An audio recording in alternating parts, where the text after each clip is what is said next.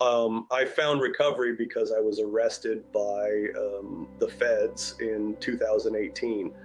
They had charged me with 2 counts of sales of methamphetamine. They were like, "Hey, listen, we're going to release you, but you can't drink or drug anymore." Oh, I just agreed to it because I just wanted to not sit in jail. The supervising officer who handed me a piece of paper with a bunch of lines on it was like, "Wait, hey, you need to go to meetings and get this signed."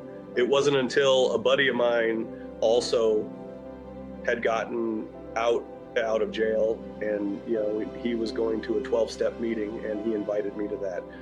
From there, I fell in love with the 12 steps. I saw people that were happy and joyous and free, whatever they say, right? So I wanted that. I started working with a sponsor and went through the 12 steps. It was very much 12 step is the way to get sober. You need to be abstinent. Somebody had made a comment to me: to receive a spiritual experience, you cannot have medication in you. I literally took myself off of my meds and just really focused on praying and meditating and doing the good 12 step work. I lived at a sober house with other men that were also very abstinent based and very militant about the 12 steps. I started volunteering at a recovery community organization. They were starting to talk about the multiple pathways of recovery, and that opened up my eyes a little bit. But secretly, I would be like, yeah, I support multiple pathways. Though internally, I'd be like, but Joy, but you're going to die if you don't do the 12 steps. I'll do the lip service, but really, this is what I feel. It wasn't until I was introduced to a curriculum about harm reduction being a pathway of recovery, being a pathway of recovery.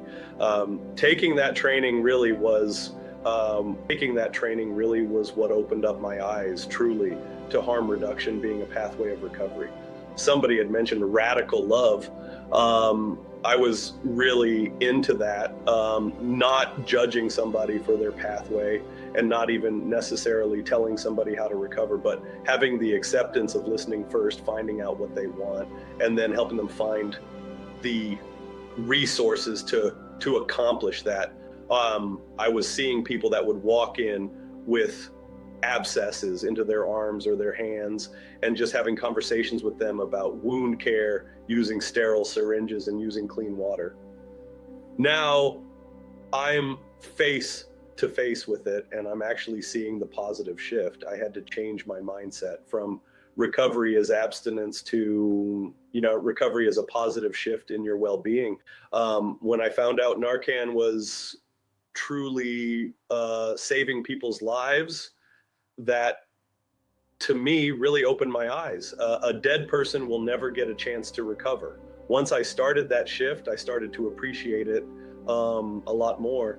So one of the big things that I had to do to be able to overcome my issues with harm reduction was identifying that I was jealous of other people still being able to continue to use when I myself was practicing abstinence. What I wanted was people to recover the same way I did, or even pushing recovery onto others, because that is what I thought was the right thing to do. The reason why I had such a hard time with other people using drugs was because I was jealous. Once I had acknowledged that, that was the big driving factor, and it wasn't even that I necessarily cared about their life at that point. And what I cared about was, why do you get to do it, and I don't. And that really helped grow my appreciation for harm reduction as well.